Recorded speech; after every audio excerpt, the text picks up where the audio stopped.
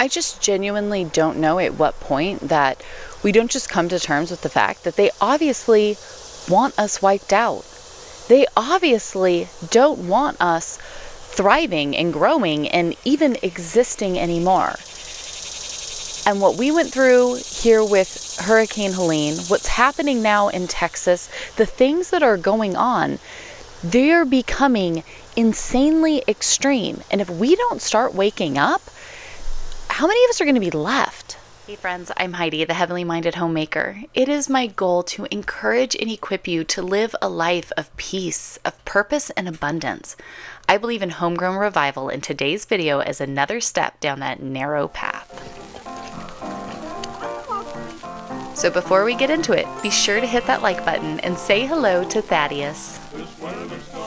It's been a little bit since we've gotten to catch up, and you'll have to excuse the locusts this morning because they are just going wild in the trees here above me. But I am out doing my unplugged morning on the patio, having my protein coffee, spending some time in prayer, and with everything that's going on here lately, I just watching the news for the past couple weeks, honestly. I know we haven't gotten to catch up here, but today is going to be that day. So if you want to come and join me out here on the patio, grab a cup of coffee, grab a cup of tea, whatever you got going on, and let's talk about this, because there is so much going on, especially with what's happening in Central Texas right now, and I am praying for everyone who is affected.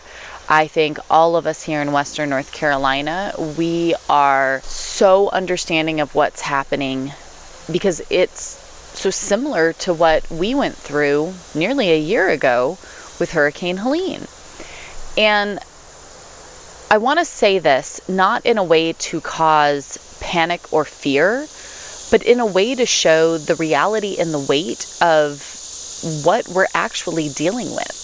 Now, I know when everything happened with Hurricane Helene, there was, talk of the courts and the resources that are in very specific communities around us that people have been trying to buy and get a hold of for a long time now and haven't been able to, and now those communities have essentially been completely shattered.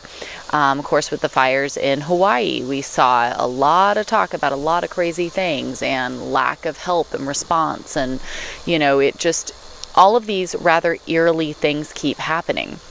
Now we see what's going on in Central Texas, and I don't know. I mean, I don't know the answer to any of these questions necessarily. I just want to have a conversation about it. Hold on, yellow jacket hanging out on my arm. And I want us to just really take the pieces, take them to prayer, and go, what do we think we should be doing? What should our response be? Because the reality in all of this is that really unexpected things keep happening. No one expected a tropical storm, hurricane, to wipe out the mountains out here. Nearly 1 million acres of forest land is still destroyed. And it's going to be for a long, long time before that gets repaired, let alone all the other damage that still exists everywhere. We are finding very odd things in nature happening here nearly a year later because of how much of the forest was destroyed. We look around at these different things that keep happening. The turmoil, the brink of World War III, right? All of these really, really, really big things. But then our weather is only getting more and more extreme. And I've said that multiple times over here, but we're going to say it again because look what happened in Central Texas. Why do you think Helene was as big as it was for Western North Carolina? We couldn't have been prepared for it. It was so catastrophic and so extreme and so out of the norm of anything that happens out here. We couldn't have been prepared. I look at how things are built in Florida, how people are, right? Like there's so many things in hurricane normal locations that they do because it's normal there. I'm from Southern California. How we respond to earthquakes and fires is drastically different than how the whole infrastructure is prepared for that out here. It doesn't exist out here. Everything would crumble and fall apart if they had earthquakes out here like we have in Southern California. I lived on the San Andreas fault line. Literally, our elementary school was built over it. But we were used to that out there. We were prepared for it. Central Texas is not prepared to have downpouring rain for 24 hours straight. That's not what they receive there. And we know this because God foretold all of this. Scripture tells us, hey, guess what?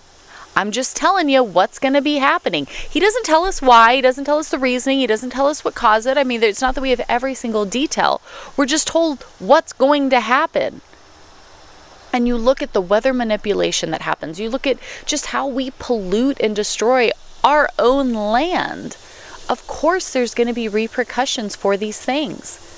Yes, the earth has a very cyclical pattern for its weather and how it works.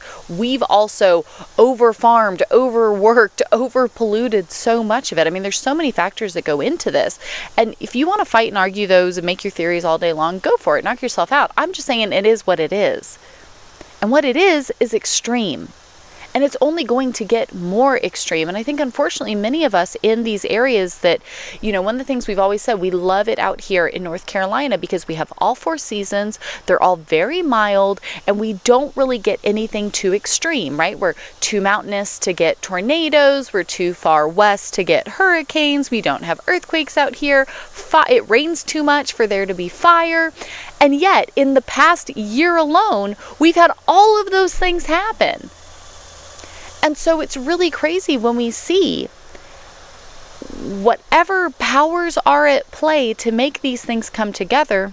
Yep, that's happening. Those of us who thought we were safe from any of the extremes should probably wake up and realize that I don't think any of us are safe. And I'm not saying this to freak you out or to make anyone panic. That's not it at all.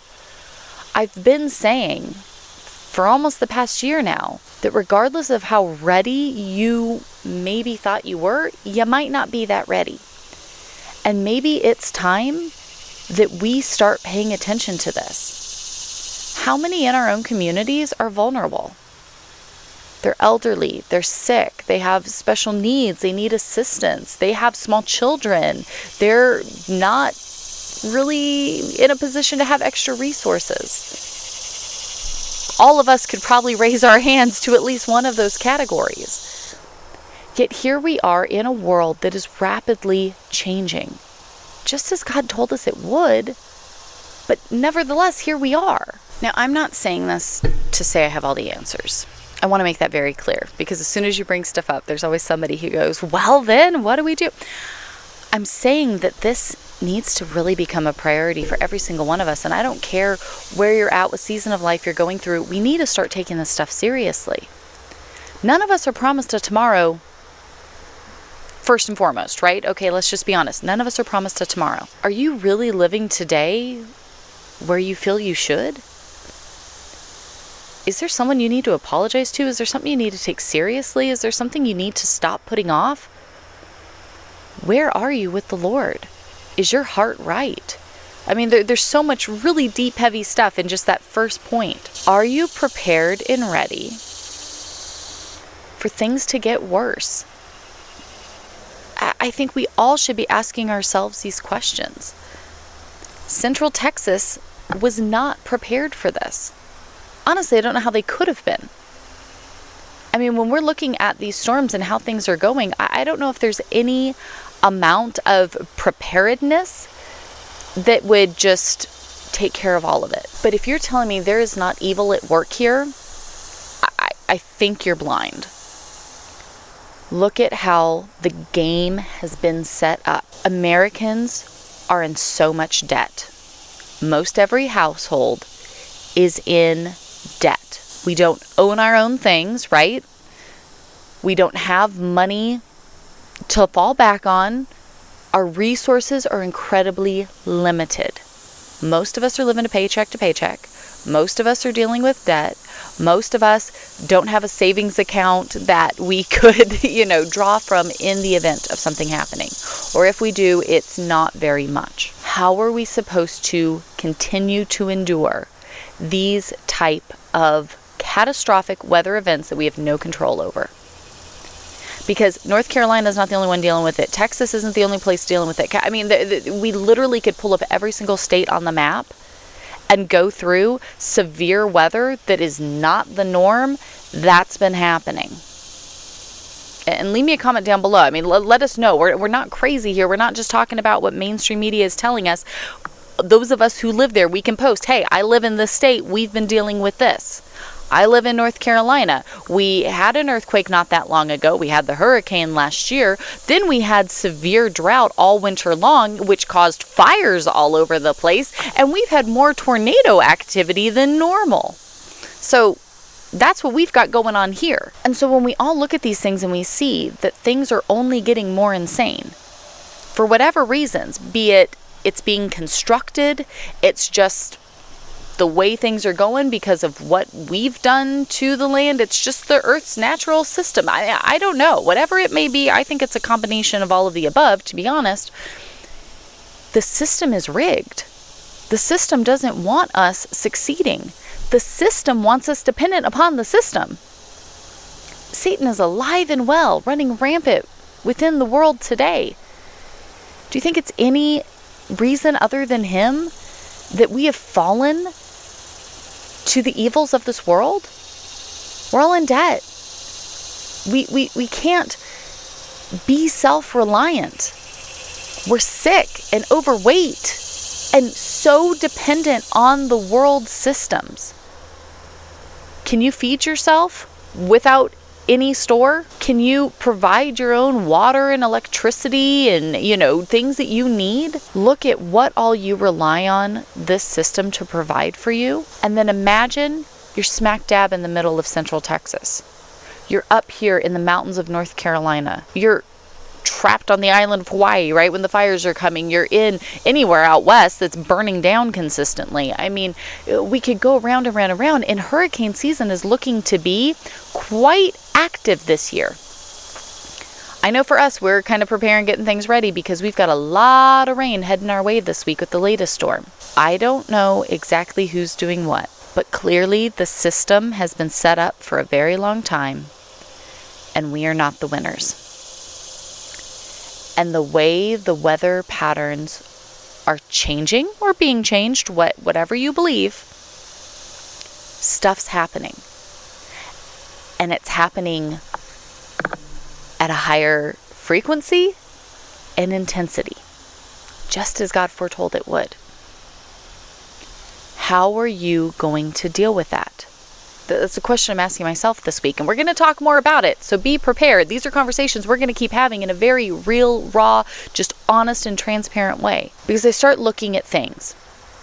When this extreme weather hits and the rug gets ripped out from underneath you, the government doesn't show up like many of us think it's supposed to. I know there's a lot of talk about FEMA and all this different stuff. FEMA doesn't do quite what everybody thinks it's going to, first and foremost. They don't.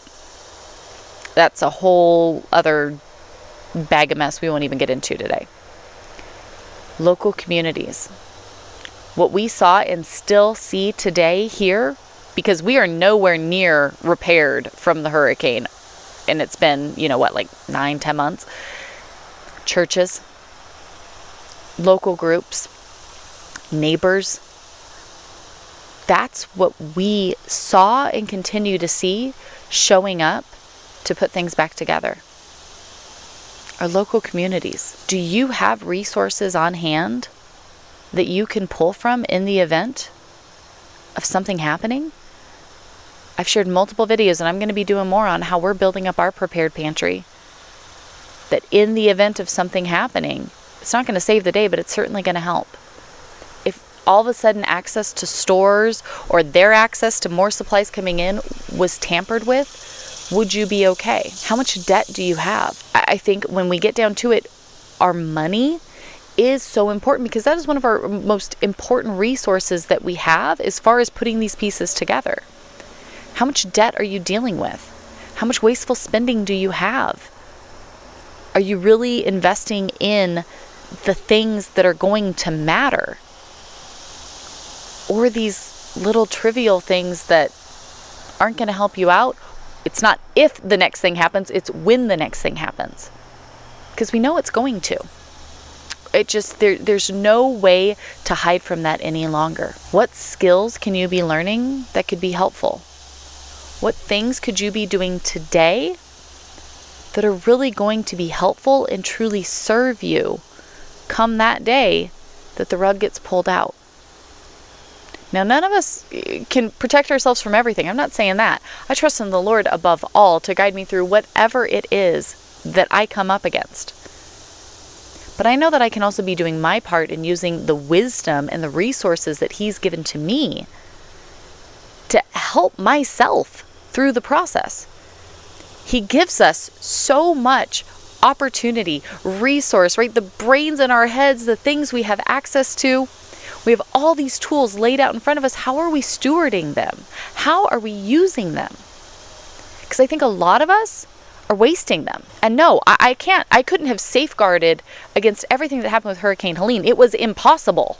Nobody could have. I don't care if you were the richest, smartest person in the world, you would have dealt with some stuff, okay?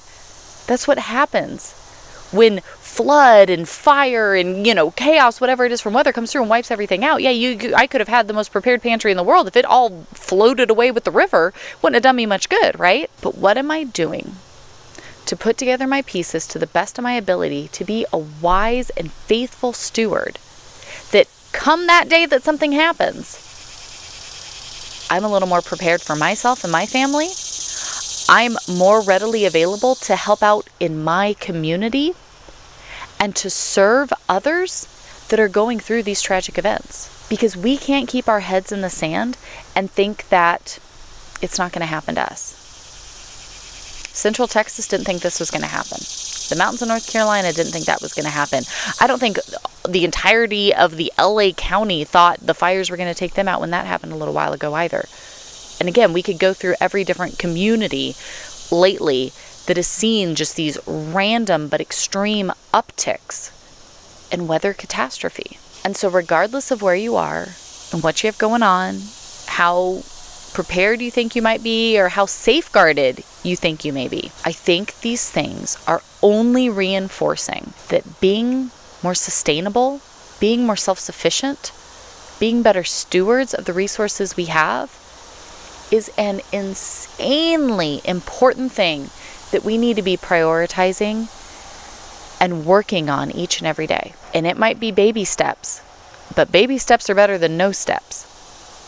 And if this can encourage you here today to be like, wow, what would I do? What would I have ready? Are you drowning in debt? Are you really stewarding the resources you have wisely? Do you have a prepared pantry? Do you have any backups of anything? What are your relationships like? Where is your heart at? Because, y'all, it's time that we start getting our affairs in order. Because when these things keep happening, they keep showing the weakest links. They keep exploiting the little cracks that end up crumbling into massive craters. And so how can we start putting our lives together today to be able to withstand this when it comes? Because it's not if it happens, it's when it happens. And I want to be more prepared. I want to be a better steward. I want to be a little more self-sufficient each and every day so that when this happens, in whatever thing, it's financial turmoil, it's World War III, it's more weather catastrophe, it's civil unrest, whatever it is, I am ready to the best of my ability, knowing that at least I did the best I could with what I had, and trusting the Lord above all to carry us through it. And so I want us to really be thinking about this. And we've been working on some things around here, trying to put our pieces together. So be sure when you subscribe, turn on your little bells. I'm going to be sharing that with you. Get some really cool stuff that we've been working on here in our process of trying to handle all of this and prepare and be wise stewards and apply these things in our lives, even with crazy life stuff going on. This is important. This matters. So we're going to keep talking about this, but if you want to know how we're building up our prepared pantry, the emergency things we're keeping on hand, be sure you check out this playlist right up here. I've shared about this starting with literally in the midst of going through Hurricane Helene, what we were dealing with, what we should have had on hand, what we were utilizing, what was most impactful, and then what we're doing now, building up our pantry and things like that too. So you guys go and check that out. I will see you all right back here this week as we continue these conversations. I love you all. I'm lifting you up in prayer. I can't wait to see you right back here in the next one because these things matter.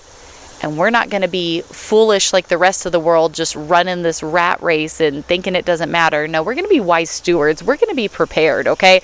They can try to come at us, okay? But we're not just going to let them take over and knock us out. No, thank you. I'm not falling for your game, okay? Let's give a little pushback here to the powers that be wanting to destroy us all, because, yeah, we see what they're doing. I don't want any part of it. So we're going to keep on keeping on. Love y'all. See you in the next one. Bye, friends.